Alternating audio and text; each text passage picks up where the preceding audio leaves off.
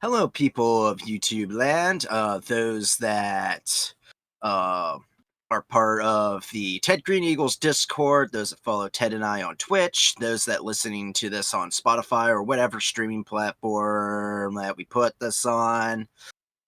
This is the movie review podcast. God damn it. Again. But and everything is still scuffed. And this is where we take a director's filmography and we review each movie and we talk about the background info of it. Ted goes over the plot. We talk about what we like and dislike, and then we rank the movies. And we are still on David Fincher, and we are now on to Zodiac. So, Zodiac, was released on February 28, 2007 in New York City, and then throughout the rest of the United States on a March 2nd, 2007.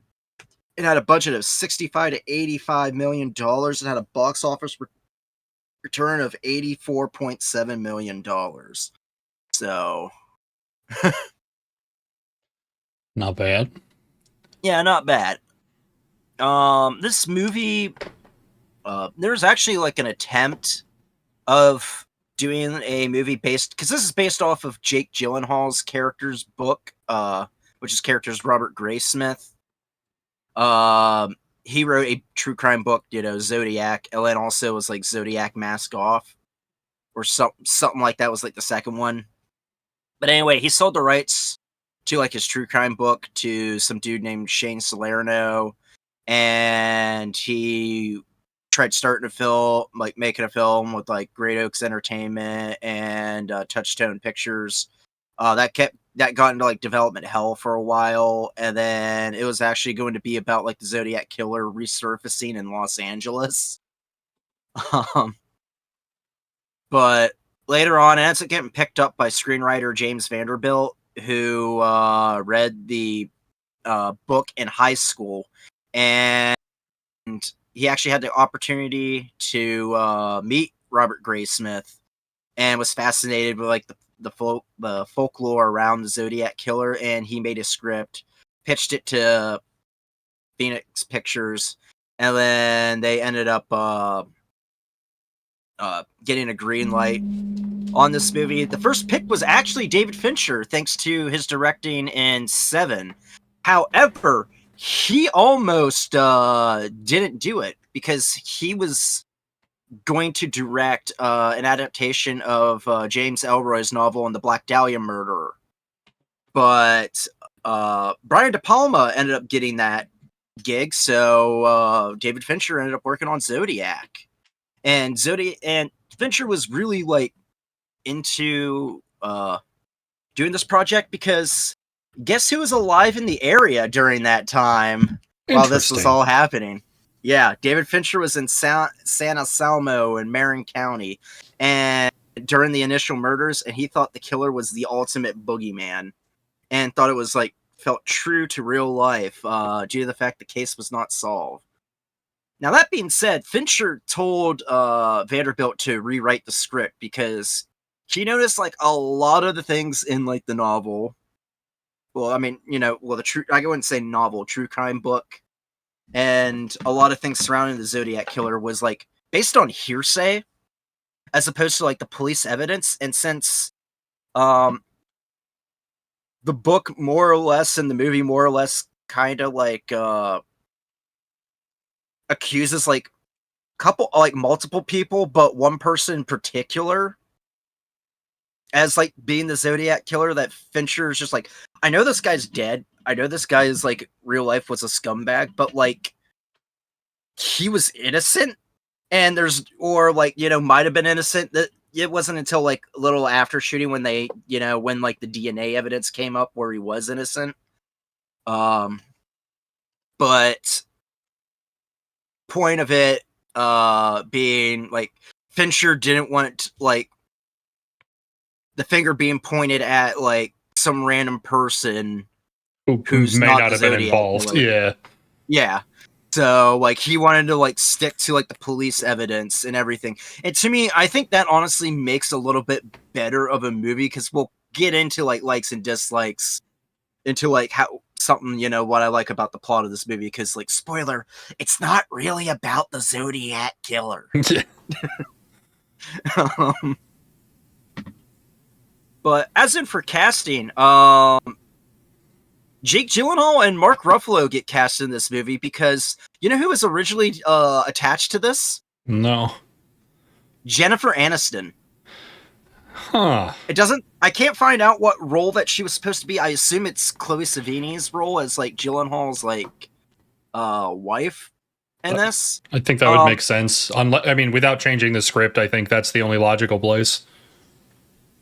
But yeah, Jennifer Aniston worked with Jake Gyllenhaal and Mark Ruffalo. Like she worked with Jake Gyllenhaal in The Good Girl, which is a good movie.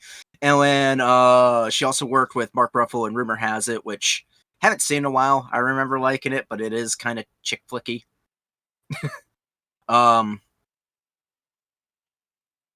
But that's how they get involved. Fincher also said that he really liked Gyllenhaal and Donnie Darko and thought like he would like he liked the double-sided coin of like how he could portray himself as being naive but also be like someone that's possessed and obsessed about like a particular thing. Mark Ruffalo originally was not interested in taking the role, but like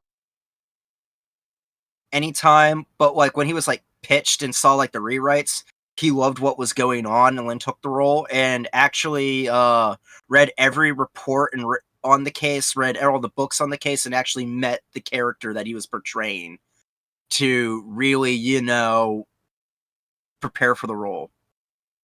Mark Ruffalo's partner in this, the guy that plays Inspector William Armstrong, is played by Anthony Edwards, and Fincher casted him because he needed someone that he would consider to be the most decent person he could find. Okay. Seems reasonable and enough. that was Anthony Edwards, the guy that plays Goose in the original Top Gun and also Gilbert in Revenge of the Nerds. Like I said, it seems reasonable. I don't know that that's the first place my mind goes, but I mean, I don't have any arguments. Yeah. I mean, I guess our first mind is that we're just like, that's Tom Hanks. Or at least how he portrays himself, you know? Fair.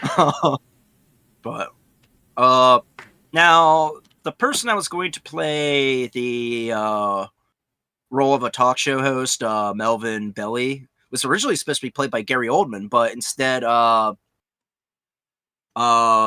due to like different issues, like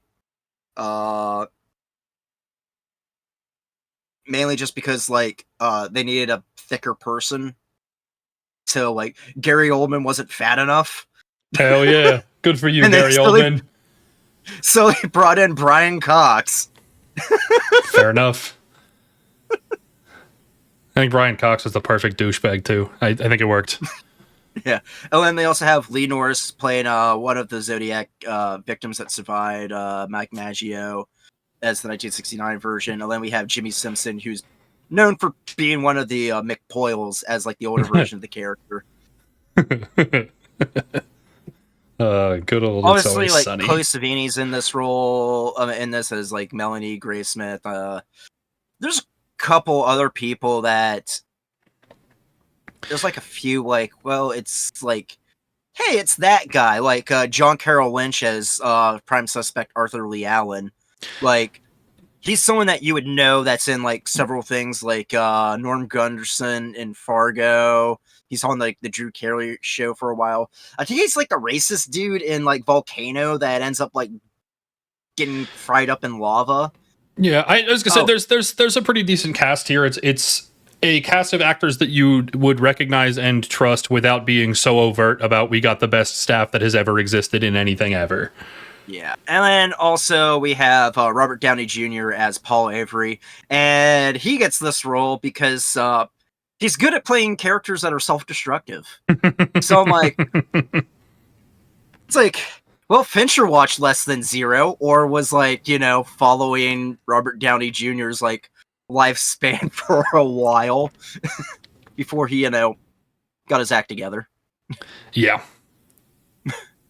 But like, I'm not gonna lie, like Robert Downey Jr. does do a good job at playing like characters like that. Yeah. But that being said, apparently filming was very difficult because due to Fincher being a little bit of a perfectionist,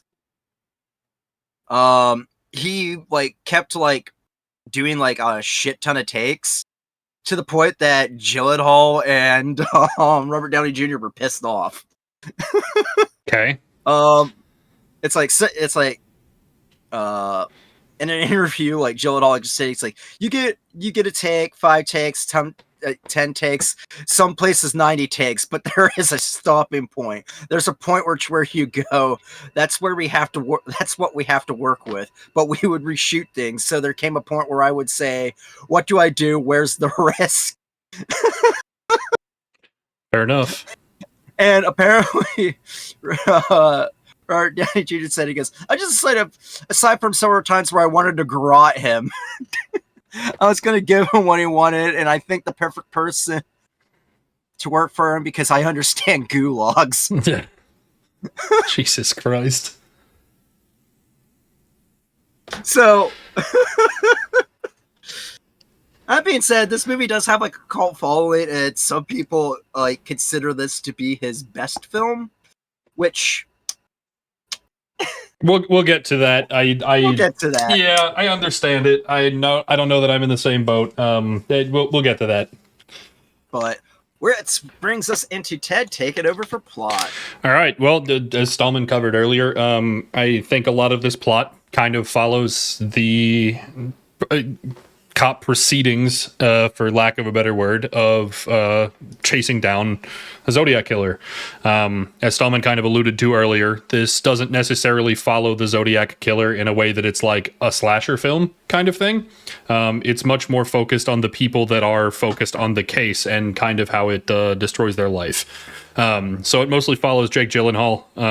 I think that I think it's safe to call him the protagonist. You're following him around more than anything else. Based off of like his character's book, so right. But you kind of get a glimpse into everybody's life, from Robert Downey Jr. to the teletherapist Brian Cox to even Mark Ruffalo's character as the cop, right, and how it kind of blows up his life. Even like the people that are like comparing what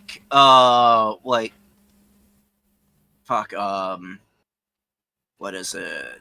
Handwriting, the handwriting experts, even down to them. Like, this is like you go into like likes. I like how like we basically have like all like the official killings like done in like the first like 15 minutes of this movie. Yeah, it's pretty quick. And then the rest of it is just basically how this case is fucking cursed and everybody's like obsessed with it, and and each person that tries to like figure shit out, they kind of like go in the same goose chase over and over and over, with Jake Gyllenhaal going through every single wild goose chase and following people that have already got references to the next thing, to the next thing, to the next thing. And even if he discovers a little more, it's the same thing it was that the cops did 4 years earlier. Yep. And the best part about it is like, I love how Fincher takes like everything from the evidence, with the part even going like, yeah, it wasn't Arthur Lee Allen, even though Jake Gyllenhaal at the end of the movie is like, yeah, it was this guy. Yeah. it's like, oh, it's such like a downer ending where you're just like, yeah, I think that like the procedure of the whole thing, not necessarily the storyline, but the procedure and how everything goes, I think is really well done for this movie. Stallman and I were kind of talking as we were watching about the accuracy of the Zodiac killer cases to how it reflected in the movie.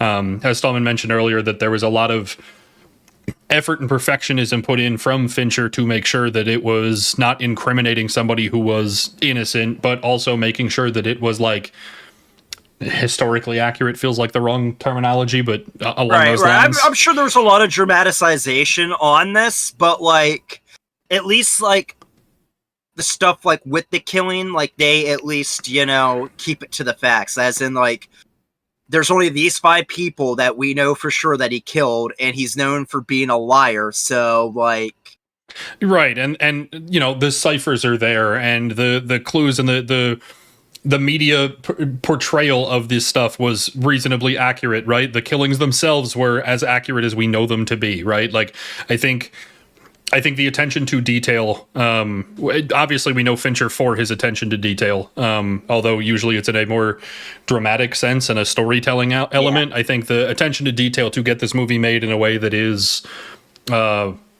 historically accurate while still creating a compelling story, I think is good to note.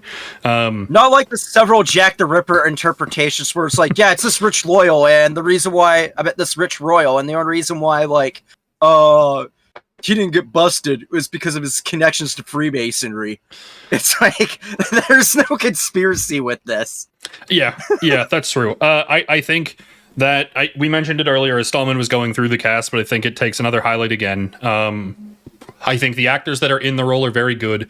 I don't think there's a lot of like, most of the acting in this is a portrayal, not necessarily like drama or acting, right? So I don't know the level of difficulty, not being an actor myself, right? Don't get me wrong. But I think that the portrayals of the characters that they were trying to hit, especially as Stallman went through his descriptions, right, were like they put a good person in the role. I know I mentioned it earlier. I'm going to say it again, that I think it's a whole lot of actors that you'd be like, oh, they're really good, without like show stealing, because it's not about the actors or the drama or creating a story for you. It's procedural. I think that they put pretty much the perfect people everywhere they needed to be. Yeah, I agree. I also really like the makeup work that is done in this, because like throughout the entire thing, and it's not just like, oh yeah, characters are aging over time and that's why they kind of look worse and worse and worse. They just look like they haven't slept in days and just like wrecking their lives to the point where like just like the makeup work to really show that. Yeah, if somebody put you in the middle of this movie, they told you the plot, but you'd never seen it before, you could look at Jake Gyllenhaal and know how far you were into the movie without ever having seen it before. Like that, you like his eyes just get darker and darker and darker. He gets paler and paler and paler. And like even then, like every time like he goes, like Jake Gyllenhaal goes up to someone, they just go, "You got the look." Like they know right away. Like yeah, they do a good job accenting the work that the makeup artist did. Similarly, I want to compliment lighting because it's procedural. Yes. It doesn't look like stage lighting. It looks like you're in the setting that you're in. One of the first killings that you see is out in broad daylight, and it looks like daylight. One of them is at night in a street corner, and it looks like it's in a dark street corner, right? Even when you're in and of course, at the beginning, you got the Lover's Lane one, which, by the way, the lighting in that's great, too, because there's different lighting shots throughout everything. Well, and it's just realistic. It places you there, right? Like the one that really fascinates me, it is super difficult to film like under fluorescent lights like you're in a warehouse, and that's exactly what it looked like to be in the scenes with the newspaper. It looked you can hear the bulbs fucking buzzing even though you can't in the movie. Like you know exactly what the lighting in that room is. I think it's very well lit. Well, another thing I thought was like really cool is like when like the first killing, like with the Zodiac killer is like shooting like the after he's done shooting the girl, he's like shooting the guy. You actually like the camera's so focused so well that you actually see like the male victim trying to climb, you know, behind the other seat and still getting, you know, shot. Yeah. Like it's not like you see like it's not an inside the car shot, it's an outside, you see the car and you can see him moving in the windshield clear as day. Yeah, I think like, too that I think it's also on my list of likes, but I think it's an important place to fit it in here is the idea that this doesn't feel like a Fincher film. In the last two or three we've watched, there have been a whole lot of like things that we've complimented the camera on that are CGI'd, right? That like, especially in scene setting, right? This doesn't do that. This is very stationary, but it's the right camera in the right place at the right time. There's not a lot of movement. There's not a lot of like exploring. It's very stagnant, but it's still so great at giving you the full picture exactly where you need to see it from to get the picture. There is CG in this, but like it's not like it's not egregious like it was like in Panic Room or traveling through the apartment as it blows up in Fight Club, right? Like you're missing those shots that start to feel like Fincher things where it's very important he sets the scene. This is you get the scene with way less work. The only time that this seems very Finchery is like when Arthur Lee Allen's being interrogated the first time, and that's just because of the lighting thing, and that's only because like he's like a mechanic or something like that, so it's like he's at work. Yeah. And it's an industrial setting, so you have that industrial lighting. Right. That Fincher kind of likes to do. Yeah, but no, I think this absolutely shows Fincher's range and shows his comfort in different settings without sticking to one standard stereotype, which I think is pretty cool. Do you have anything else for likes? I've got a handful of dislikes to get through. I talked about the soundtrack. I thought the soundtrack was really, really freaking good. Yep. Yeah, I'd have to agree. It like, definitely the set the scene. Slaps, and it definitely fits the era. For sure. Even the stuff that's like ambient noise is still good. Whether it's soundtrack or sound design, either way, I thought the sound setting for this was very good. It says something, because that's usually something that Ted always complains about. When you're together, it's like, the Foley artist needs murdered. Yeah. Yes. If I had $1 for every time I'd say that, I'd have quite a few dollars. All right, getting into the dislikes. I think the big one for me, we kind of touched on this earlier and said we'd get back to it, so here we are. I think that you could say that this is the best work that Fincher has done, but it is by no means the best movie. We talked about it as we watched. The subject is so much more interesting than the movie. I don't think that there is a whole lot of like difficult film work in here. I don't think that there is like the attention to give you drama or engagement. I think it is just a very interesting subject. I think if he made this, if he made the same movie, but it wasn't the Zodiac Killer, if it wasn't a real life example, I think this movie would have absolutely flopped. I think the selling point is the Zodiac Killer and the real life material rather than the movie itself. Yeah. I mean, it's kind of hard to like not like have a movie that is not interesting that doesn't have the Zodiac Killer. I mean, like the one cipher hadn't been solved until 2020. And there's 2 ciphers that are still left that people are still trying to solve. Like, it's again, like kind of like an obsession thing, trying to figure everything out. And like, it'd be really hard to fuck it up. Let's just say that. Yeah, you know? So any bare bones plot could work. We talked a little bit earlier about the idea that like you're following the people, you're not following the Zodiac Killer. And I think that while that is compelling and interesting, I also don't know that they fully developed that. And it's just the engagement from the idea that it is the Zodiac Killer, right? Again, if you frame this as a different killer, right? You don't name him the Zodiac Killer or whatever. And there's just this mysterious man who happens to be killing people in San Francisco, right? Like, I don't think that the viewer engagement is still there, and it's not to take away from Fincher, right? Like we mentioned earlier, he's still thoughtful, he still puts the work in, like he's dedicated to the factual accuracy of the whole thing, but it's less purposeful, right? It's less he's driving you to a narrative. It's just kind of explore how this fucked people up. Yeah, and like to prove your point, like even though it does focus on the characters as opposed to, you know, and how this affects them, this isn't really the best movie that does that. Like, case in point, Spike Lee's Summer of Sam. If you don't have it as the Son of Sam character, that movie still works. Yep. And I don't think it really does in this, you know? It all ties together. Like, it feels like a cohesive project, and it works for what this is. But again, like, as people are saying that this is Fincher's best work, like, he may have put the most work into it. This is the, like, I can understand why this would be the perfect expression of his ability, right? Don't get me wrong. I don't mean to discredit that statement. But as a movie viewing experience where Son of Sam still works with anybody else, this one relies on both. Son of Sam, yeah. This one still relies on the people and outside of the thing, as well as it being Zodiac. Otherwise, it wouldn't catch your attention. Like, it feels like you're getting half of two good things rather than one complete, unified, this is a compelling thing either way. So don't like it. This definitely seems heavily like a police procedure. And to me, it's like half the time I'm watching this, it's like, for how procedurally this movie gets, I feel like I could be just watching Law and Order.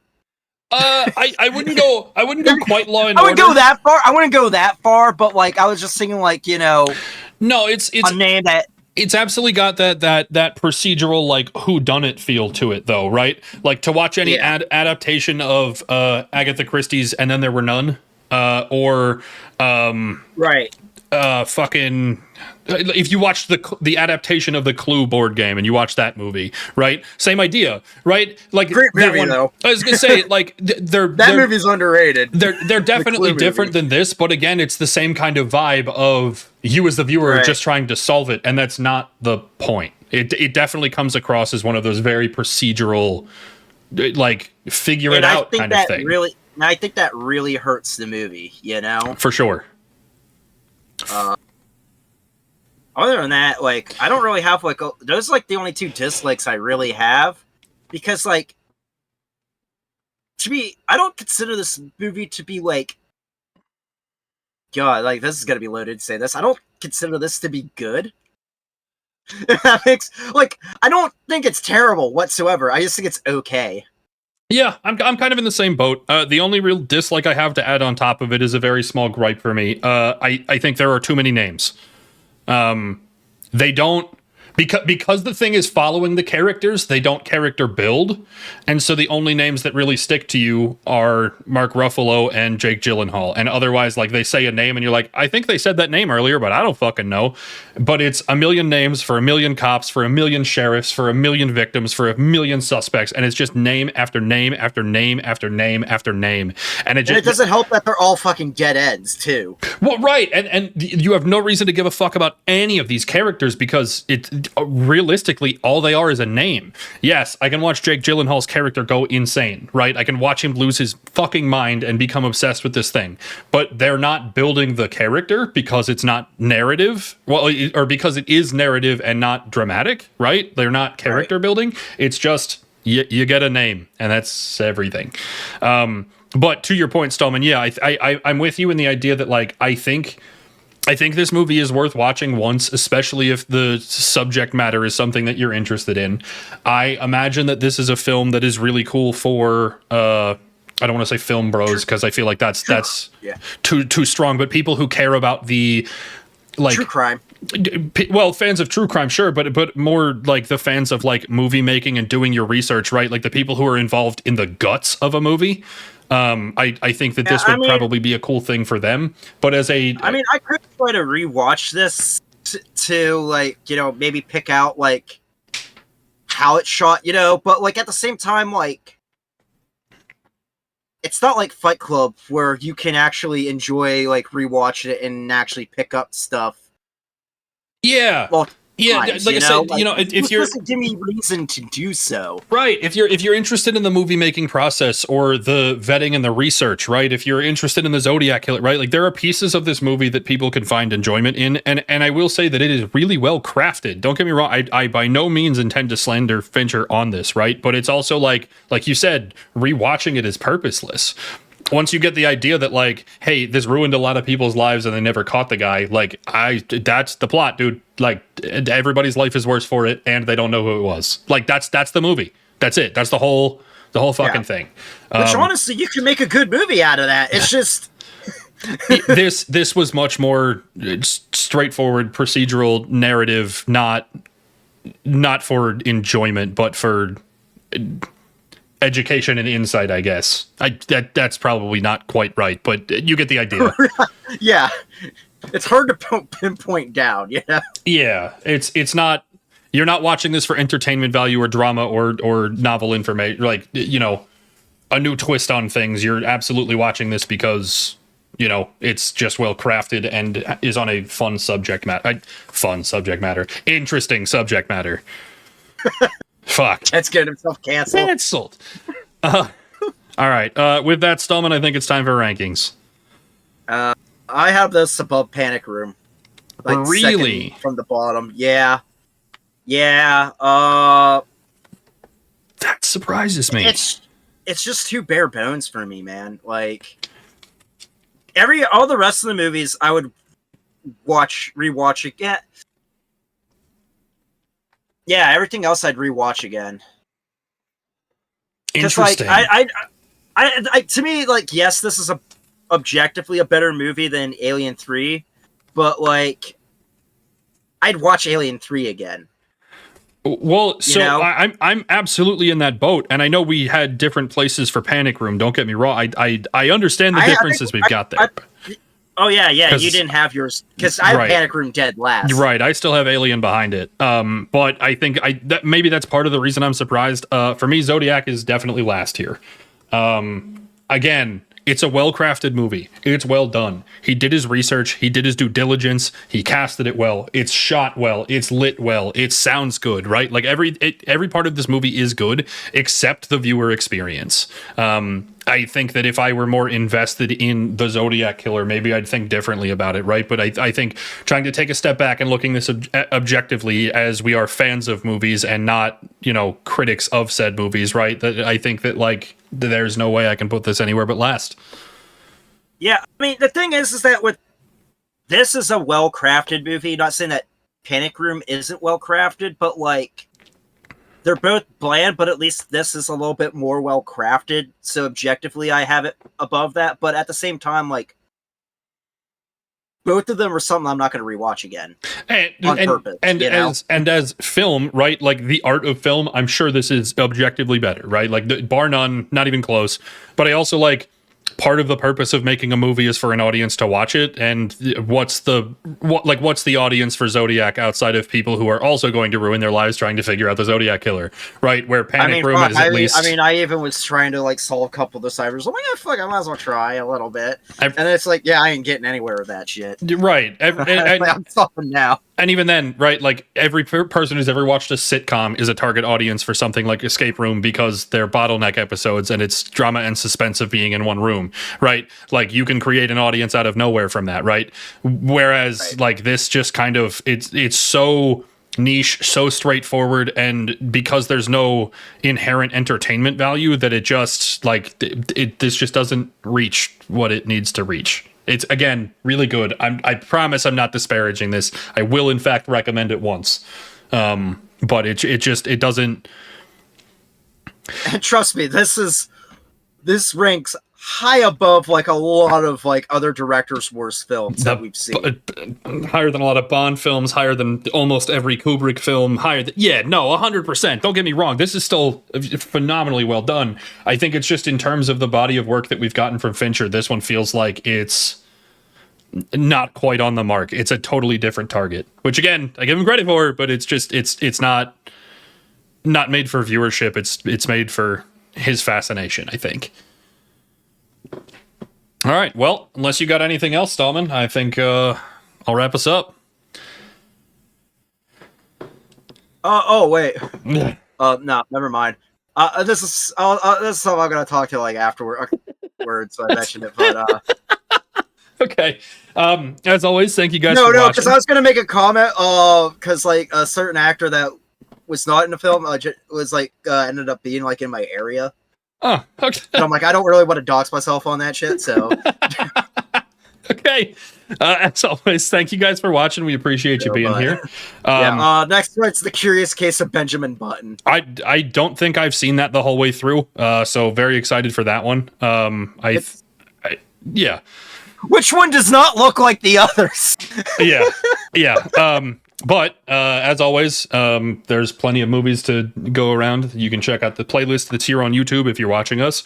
They'll all be posted to wherever it is you're viewing this. So, it might be a little more hunt and find. YouTube's a little more sorted out, but plenty of other movies to go through. If you're interested in our other content, both of us stream on Twitch. Stallman at Traductus, myself at Ted Green Eagles. Check out the rest of the YouTube for all the other content that's here and we have to offer. And then, like Stallman said, next week, Curious Case of Benjamin Button. Thanks for watching, and we'll see you here next time.